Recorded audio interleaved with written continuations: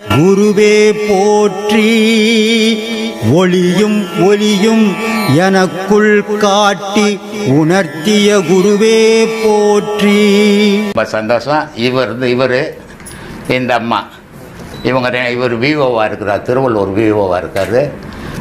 இந்த அம்மா மனைவியாக இருக்கிறாங்க. இவங்க 2 பேர் தான் எனக்கு அடுத்தபடியாக ஆசிரமத்தை மெயின்டைன் பண்ண போகிற குருமார்கள். லேடிஸுக்கெல்லாம் அந்தம்மா உபதேசம் கொடுக்குறாங்க, ஜென்ஸுக்கெல்லாம் இவர் உபதேசம் கொடுக்குறாரு.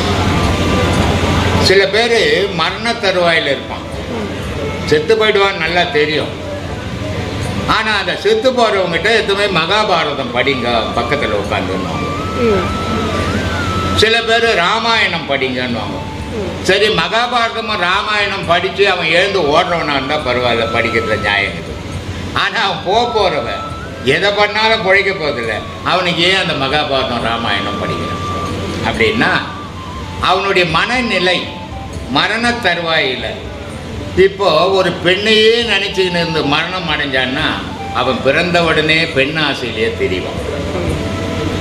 ஒருத்த மரண தருவாயில் பணத்தையே எண்ணிய மரணம் அடைஞ்சான்னா அவன் மறுபடியும் பிறந்த உடனே அந்த பணத்து குறிக்கோளே இருக்கும், பாசம் இருக்காது. ஒருத்தர் திருடியே மரணம் அடைஞ்சான்னா படிக்கும்போது பக்கத்தில் இருக்கிற பையன் புக்கில் இருக்கிற பேனா கூட திருடிடுவோம். இதுதான் பிறவி குணம்ன்றது. அப்போது இந்த மனிதனுடைய மனமாகப்பட்டது தன்னுடைய உடலை மறந்து, தன்னுடைய உலகத்தை மறந்து, தான் உயிர் மேலே எப்போ ஒருத்தன் பற்று வருதோ அவனுக்கு மோட்சம் முக்கியம். மற்றவங்களுக்கெல்லாம் வாய்ப்பே கிடையாதுமா. இதெல்லாம் சும்மா சொல்லி ஏமாத்துற விஷயம் இல்லை. நான் மோட்சத்துக்கு அனுப்பிச்சிட்றேன், எல்லாம் வாங்கோ, நான் சொர்க்கத்துக்கு அனுப்புகிறேன், எல்லாம் வாங்கன்னு. ஏன்னா நானே போகணும் போக மாட்டேன்னா எனக்கு தெரியாது, நான் எங்கே உண்ண அனுப்புறது. அதனால் தெய்வீகத்தில் ஏமாத்துற விஷயம் இருக்கக்கூடாது. எது நிஜமாக அதை சொல்ல, அவன் எடுத்துக்கலாம் போடுறான். ஆசிரமம் கட்டி குறைஞ்சது ஒரு 5000 பேருக்கு உபதேசம் கொடுத்துருக்குறேன். இந்த 5000 பேருக்கு உபதேசம் கொடுத்ததில் ஒரு 50 பேர் கூட இன்னும் தேரலை. இது ஒரு பெரிய வருத்தம். ஒரு 2 வருஷம்தான் ஆகுது. பூந்தமல்லியிலேருந்து துரைன்னு ஒரு சீடர், இன்றைக்கி அவர் உச்ச நிலையில் இருக்கிறார். ஒரு 3 வருஷம்தான் ஆகுது. இங்கிலாண்டில் வதனின்னுட்டு அது கடவுளையே பார்த்துட்டு திரும்பிடுச்சு. லக்ஷ்மின்னு ஒரு பொண்ணு, சின்ன வயசு. என்னங்க ஆன்மீகத்தில் போகிறதுக்கு எல்லாம் முடிச்சுட்டு போனங்க, வயசாகி தானங்க போனோம் அப்படின்னு சொல்லுவாங்க. அந்த பொண்ணு கிட்டத்தட்ட ஒரு 30 வயசு தான் இருக்குது. அந்த 30 வயசில் பெண்களில் அருமையான பயணம் பண்ணுது. அதே மாதிரி அவங்களுடைய வீட்டுக்கார் மணிகண்டன். இந்த ஆன்மீகம் நான் கற்றுக் கொடுத்ததுக்கு 5000 பேர் கற்றுக் கொடுத்துருந்தாலும் இந்த ஒரு 10 பேரை நினச்சி தான் இன்னும் சொல்லிக்கினே இருக்கிறேன். அந்த பதின்றது இறைவன், பசுன்றது உயிர் ஆன்மா, பாசம்ன்றது மாயை, இப்படி கொண்டு வந்தாங்க. சரி, இந்த 3 பொருளுமே ஆதியிலே இருந்தது. ஆனால் திடீர்னு இயக்கம் வந்து எப்படி உயிர்கள் எல்லாம் பூமிக்கு வந்தது அப்படின்ற கேள்வி எழுது.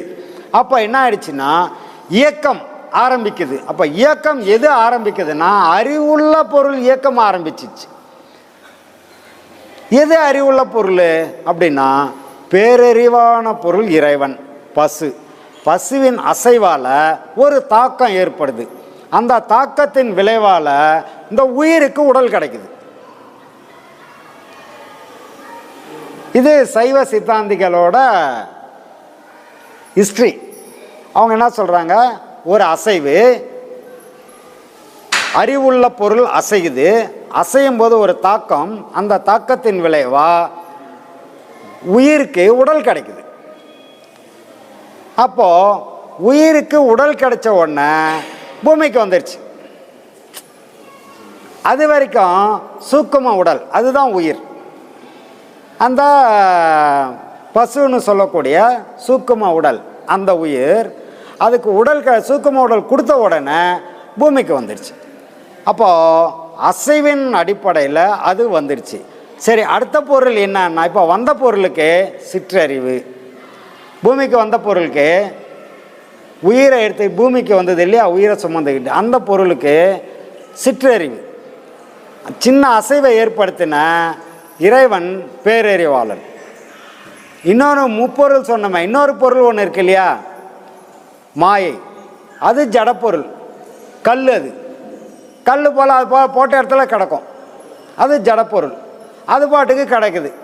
அதனால் எந்த பாதிப்பையும் ஏற்படுத்த முடியல. ரெண்டு விஷயங்கள் ஒரு பாதிப்பை ஏற்படுத்திடுச்சு. ஆனால் அந்த ஜடப்பொருள் கல் போல் அங்கேயே போட்ட இடத்துல கிடக்குது, அதால் எந்த பாதிப்பையும் ஏற்படுத்த முடியல. இந்த முப்பொருள் தான் அனாதியானது அப்படின்னாங்க. அப்போ இந்த முப்பொருளால் பேரறிவு உள்ள பேராற்றல் உள்ள ஒரு பொருளின் சின்ன அசைவினால் உயிர்கள் தோன்றி உயிர் உடல் எடுத்துக்கிட்டு இங்கே வருது.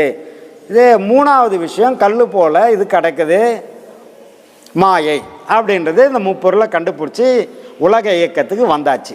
இப்போ உலக இயக்கத்துக்கு வந்ததுக்கப்புறம் இந்த அறிவு பொருள் இருக்க, பேரறிவு பொருள் எல்லாத்தையும் தானே உணரும்.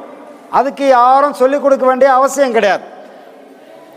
பதின்ற பேரறிவு பொருளுக்கு சொல்லிக் கொடுக்க வேண்டிய அவசியம் இல்லை. ஆனால் இந்த பசுன்னு சொல்லக்கூடிய சிற்றறிவு உள்ள பொருளுக்கு சொல்லி கொடுத்தாதான் அது உணரும். சொல்லி கொடுக்காம உணராது. அப்போ சொல்லி கொடுக்கறதுக்கு என்ன பண்ணுறது அப்படின்னா, அதுக்கு ஒரு தூண்டுதலுக்கு ஒரு ஆள் தேவை. ஏன்னா அது சும்மா ஒரு பாத்திரம் மாதிரியோ ஒரு சேர் மாதிரியோ அதை அப்படி தள்ளி விட்டால் தான் அது அங்கே இருக்கும், இல்லைன்னா அது இங்கேயே இருக்கும். அது மாதிரி அதுக்கு அந்த அறிவு வேணும். அப்போது அதை அசைக்கிறதுக்கு ஒரு ஆற்றல் வேணுன்றதுக்காக இந்த மனித பிறவிக்கு மனம்னு ஒன்று கொடுத்தான் இறைவன். ஏன்னா அதை அசையணும், செயல் புரியணும். அப்போது மனம்ன்ற ஒன்றை கொடுத்தான். அந்த மனம் இருக்கிறதுனால இயக்கம் வேகமாக இயக்கம் வந்துடுச்சு, இயங்க ஆரம்பிச்சாச்சு. மனம் வந்த உடனே செயல் வந்துடுச்சு, செயல் வந்தோடனே இயக்கம், இயக்கம் வந்தவுடனே உலக இயக்கம் முழுமை பெற ஆரம்பிச்சிருச்சு. இதுதானே தவிர இறைவன் யாரையும் படைக்கலை. அவன் படைச்சு அவன் பூமிக்கு வந்த உடனே செயல் புரிய ஆரம்பித்தான். அந்த செயலின் விளைவாக நல்லது கெட்டது வர ஆரம்பிச்சிச்சு. இந்த நல்லது கெட்டது தான் அவங்க ஆகாமியம் பிராரத்துவம் வினைகள் சேர ஆரம்பிச்சிருச்சு. இப்படி தான் இயக்கம் வந்துருச்சு. இந்த இயக்கத்தில் சீராக போயிருக்கலாம். இதில் சீராக போகாததுக்கு என்ன காரணம்னா, இது சிற்றறிவு பொருள். அன்பே சிவம் மனமே குரு என்றுணர்த்திய குருவே போற்றி. சத்தும் சித்தும் எதுவென்று உணர்த்திய குருவே போற்றி. எனக்குள் இறைவனை உணர வைத்த குருவே போற்றி. நித்திய ஆனந்தமான நித்யானந்த குருவே போற்றி. குரு பிரம்மஸ்ரீ நித்யானந்தரே போற்றி போற்றி. ஆகாமியத்தை உணர வைத்த குருவே போற்றி. இன்ப துன்பம் நாட்டம் எதுவென்று உணர்த்திய குருவே போற்றி. ஈசனை